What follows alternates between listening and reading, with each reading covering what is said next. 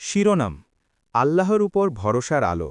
ভোরের আজানের সুর যখন গ্রামের আকাশে ভেসে উঠল, তখনই ঘুম ভাঙল ইউনুস আলীর। কাঁচা মাটির ঘরের চালে জমে থাকা শিশিরের ফোঁটা একে একে গড়িয়ে পড়ছিল। ইউনুস আলী উঠে বসে অজু করল।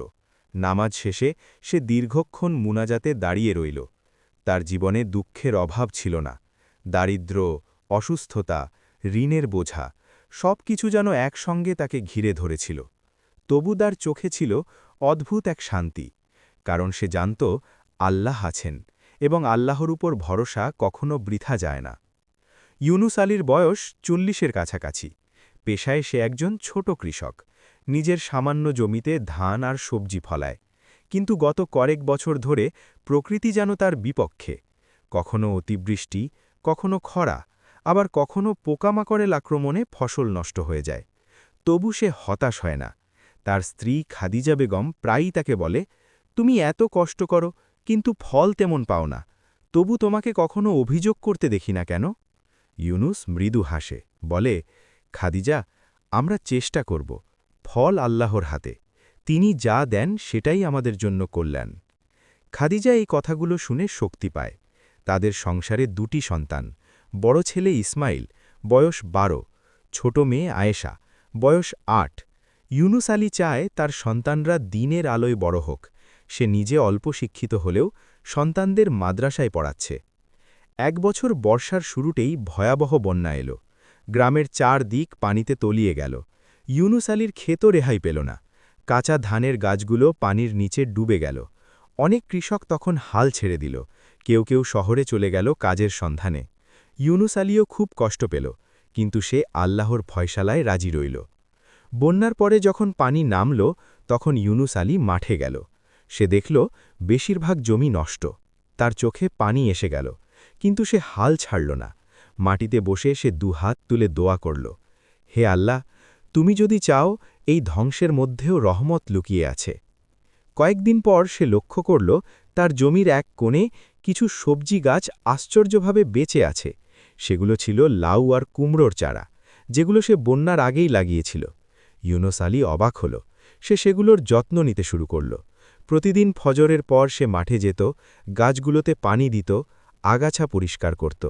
সময় গড়াল। ধীরে ধীরে গাছগুলো বড় হতে লাগল। একদিন সে দেখল গাছে বড় বড় লাউ ঝুলছে। ইউনুস আলীর চোখে আনন্দের জল। সে মনে মনে বলল, হে আল্লাহ, তুমি মহান। এদিকে গ্রামের বাজারে সবজির সংকট দেখা দিয়েছে। বন্যার কারণে অনেকের ফসল নষ্ট হয়েছে, ফলে দাম বেড়ে গেছে।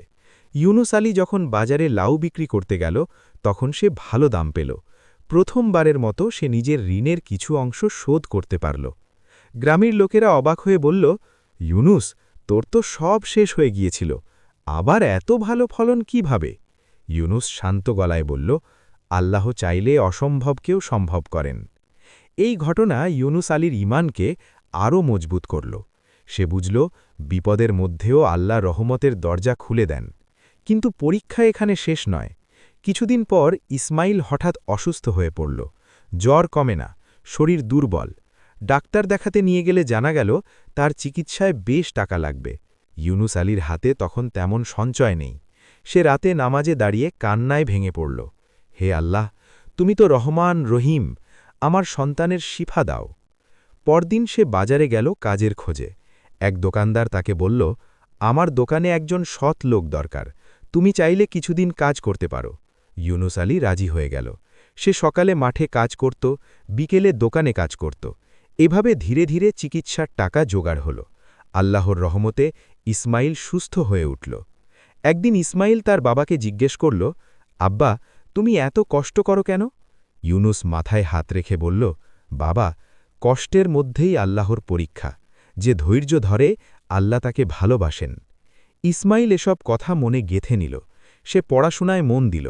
মাদ্রাসার হুজুর সাহেবও তার মেধায় খুশি। কয়েক বছর পর গ্রামে এক বড় পরিবর্তন এলো। সরকার কৃষকদের জন্য একটি প্রকল্প চালু করল। যারা নিয়মিত চাষাবাদ করে তাদের উন্নত বীজ আর প্রশিক্ষণ দেওয়া হবে। ইউনুস আলীও তালিকায় নাম লেখাল। সে নতুন পদ্ধতিতে চাষ শিখল। ফলন আগের চেয়ে দ্বিগুণ হল। এবার সে শুধু নিজের পরিবারের কথা ভাবল না, গ্রামের গরিব কৃষকদেরও সাহায্য করতে লাগল। কারো বীজ নেই, সে বীজ দিল। কারো জমি চাষের লোক নেই, সে নিজে গিয়ে সাহায্য করল। একদিন গ্রামের মসজিদে খুতবা দিচ্ছিলেন ইমাম সাহেব। তিনি বললেন, আল্লাহ বলেন, যে আল্লাহর উপর ভরসা রাখে, আল্লাহ তার জন্য যথেষ্ট। আমাদের উচিত কষ্টের সময়েও আল্লাহর উপর ভরসা রাখা। ইউনুস আলীর চোখ ভিজে উঠল। সে বুঝল, এই কথাগুলো যেন তার জীবনের গল্প। সময় গড়াতে গড়াতে ইউনুস আলীর সংসারে সচ্ছলতা এল। ইসমাইল হাফেজ হল, আয়েশাও দিনের জ্ঞান শিখছে। খাদিজা বেগম কৃতজ্ঞতায় আল্লাহর শুকরিয়া আদায় করে। এক সন্ধ্যায় ইউনুস আলী মাঠের পাশে দাঁড়িয়ে সূর্যাস্ত দেখছিল।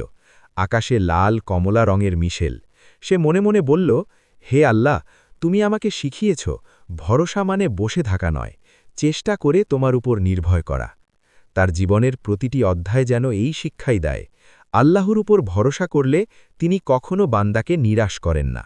দুঃখ আসে, কষ্ট আসে, কিন্তু তার পরেই আসে রহমতের আলো। এই গল্প আমাদেরকেও শেখায়, জীবনে যত ঝড়ই আসুক, ঈমান আর ভরসার নৌকায় থাকলে গন্তব্যে পৌঁছনো নিশ্চিত। ভিডিও কেমন লাগলো কমেন্টে জানাতে ভুলবেন না। ভালো লাগলে লাইক দিন, চ্যানেলটা সাবস্ক্রাইব করে পাশে থাকুন আর ভিডিওটা বন্ধুদের সাথে শেয়ার করুন। আপনাদের সাপোর্টই আমাদের এগিয়ে যাওয়ার অনুপ্রেরণা।